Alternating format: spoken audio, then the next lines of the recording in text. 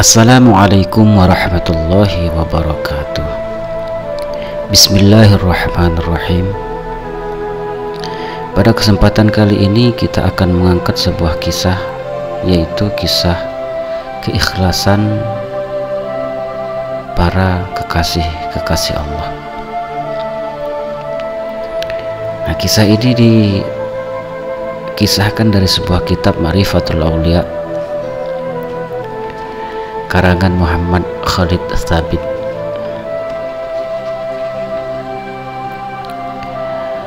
Fudail bin Iyad berkata kepada seorang pria, "Kali ini aku akan memberitahumu sebuah kalimat yang lebih baik daripada dunia dan seisinya. Demi Allah, pengetahuannya darimu akan mengeluarkan manusia dari hatimu, hingga tidak ada tempat sedikit pun di dalamnya selain untuknya. Maka tidaklah kamu meminta sesuatu kepadanya kecuali dia akan memberimu. Sesungguhnya Allah telah menciptakan manusia dan telah menanam kecintaan di dalamnya untuk bertemu dengan sesamanya. Bahkan kehidupan sendiri dibangun di atas pertemuan ini. Mereka telah mengungkapkan hakikat ini dengan pernyataan, surga tanpa manusia tidak bisa ditundukkan. Namun Allah tidak menginginkan para hambanya sibuk dengan selain dirinya. Sedangkan tempat kesibukan itu adalah di dalam hati. Maka dari itu, hati menjadi tempat tertujunya pandangan Allah. Selain itu, Dia juga tidak menginginkan kita sibuk dengan manusia, meskipun Dia telah menjadikan kehidupan kita berada di tengah manusia. Allah memerintahkan kita untuk berinteraksi secara patut dengan manusia dan menjadikan akhlak mulia tercipta di tengah-tengah manusia. Seakan-akan Allah telah membagi setiap kita menjadi dua bagian, sebagian untuk manusia dan sebagian lagi untuknya, yaitu Allah Subhanahu wa Ta'ala, tanpa adanya keterlibatan dari siapapun di dalamnya. Anggota tubuh untuk manusia dan hati untuk Allah.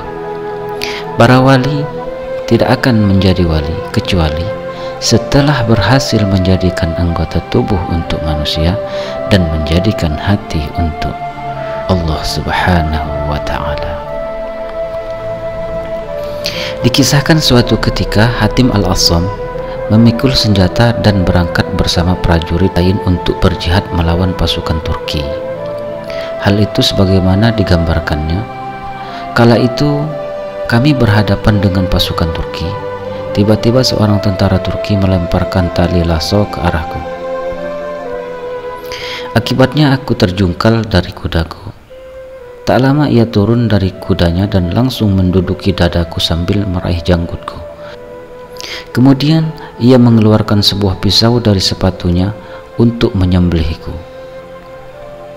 Namun demi Tuhanku, hatiku tidak bergantung pada tentara itu, tidak pula pada pisaunya, melainkan berada dalam sisi Allah. Pandanganku tertuju pada ketetapan yang akan diturunkannya saat itu. Aku berkata, "Wahai Tuhanku, di hadapan mata kepalaku Engkau menetapkan untuk menyembelihku, sementara aku tak lain hanyalah milik-Mu dan milik kerajaan-Mu." Sewaktu aku berbicara seperti itu dan dadaku masih ditindih oleh si tentara itu sambil memegangi janggutku dan bersiap untuk menyembelih, namun tiba-tiba seorang tentara kaum muslimin menembaknya dengan sebuah anak panah dan tepat mengenai tenggorokannya. Akibatnya ia terjatuh dari dadaku Aku pun segera bangkit dan balik menindihnya. Kemudian aku merebut pisau dari tangannya dan langsung menyembelihnya. Tidaklah itu terjadi kecuali hati kita tetap berada bersama Allah Subhanahu wa Ta'ala, hingga mereka melihat sejumlah keajaiban dari kasih sayangnya yang belum pernah mereka lihat, bahkan dari ayah dan ibu mereka sekalipun. Ibnu Athaillah As-Sakandari menyatakan, di antara yang pernah kami uji lalu kami buktikan adalah siapapun yang ingin memenuhi kebutuhannya dan menolak musibahnya, maka kembalikan urusannya kepada Allah sebelum diketahui oleh orang lain. Sebab seperti itulah kebiasaan Allah dengan hamba yang bergantung kepadanya. Lakukanlah hal itu sebab ia adalah jalan keluar yang terdekat. Hal serupa juga telah ditunjukkan oleh Rasulullah Sallallahu Alaihi Wasallam. Sewaktu berbincang dengan Ibnu Abbas, kala itu beliau berkata, "Wahai pemuda, aku akan mengajarimu beberapa kalimat. Peliharalah kalimat itu. Niscaya engkau dipelihara oleh Allah. Jagalah Allah, niscaya Allah menjagamu. Menghadaplah kepada Allah, niscaya engkau akan menemukannya menghadap kepadamu. Jika engkau meminta, maka mintalah kepada Allah. Jika meminta pertolongan, maka mintalah pertolongan kepada Allah. Ketahuilah bahwa umat ini jika semuanya berkumpul untuk memberikan manfaat kepadamu dengan sesuatu, niscaya mereka tidak akan mampu melakukannya, kecuali sesuatu itu sudah dituliskan Allah untukmu. Dan begitu pula jika mereka semua berkumpul untuk mencelakakanmu dengan sesuatu, maka mereka tidak akan mampu melakukannya, kecuali sesuatu itu sudah dituliskan Allah untukmu. Kemudian kalam-kalamnya diangkat dan catatannya kering. Artinya, ketika engkau memohon kesembuhan, maka mintalah kepada Allah dengan hatimu meskipun engkau pergi ke dokter. Begitu pula ketika engkau mencari rezeki, memintalah kepada Allah meskipun engkau sudah pergi ke tempat kerjamu atau ke tempat daganganmu. Demikian halnya ketika engkau mengembalikan hakmu yang dirampas. Mintalah kepada Allah meskipun engkau pergi kepada hakim. Begitu pula dengan urusan-urusan yang lain. Mintalah kepada Allah dengan hatimu. Lakukanlah sebab-sebab dengan keagungan hikmahnya. Allah adalah pelaku yang sesungguhnya. Hanya saja Dia membangun dunia ini di atas sebab-sebab. Namun walaupun kita sudah mengambil sebab-sebab, Dia tetap menuntut kita untuk mengabaikan pemilik sebab-sebab tersebut. Zat yang telah menetapkan semua perkara sejak azali dan sebelum menciptakan seluruh langit dan bumi. Selanjutnya ada dua gerakan untuk mewujudkan perkara apapun di dunia: gerakan hati dan gerakan anggota tubuh.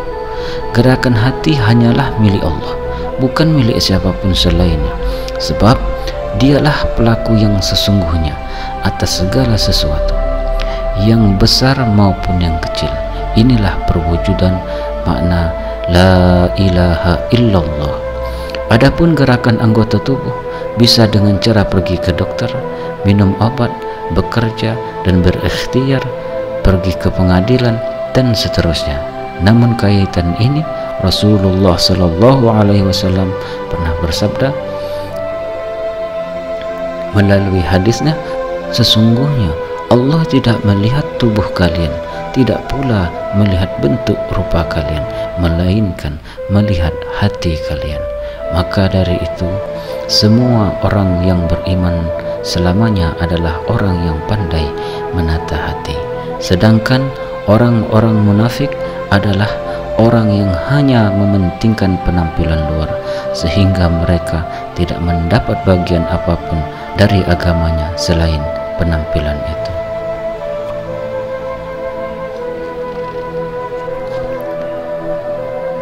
Demikianlah kisah singkat ini, mudah-mudahan bermanfaat untuk kita semua. Jika dirasa video ini bermanfaat, tolong di-share ke teman-temannya agar mereka juga tahu apa yang sudah kita ketahui. Semoga bisa menjadi amal soleh kita kelak di akhirat. Dan untuk mendapatkan update-update terbaru, jangan lupa diklik subscribe dan aktifkan lonceng notifikasinya, agar nanti kalau ada update terbaru nanti ada pemberitahuan notifikasinya. Jadi kita sama-sama bisa mendengarkan kisah-kisah para kekasih-kekasih Allah. Wabillahi taufiq wal hidayah. Wassalamualaikum warahmatullahi wabarakatuh.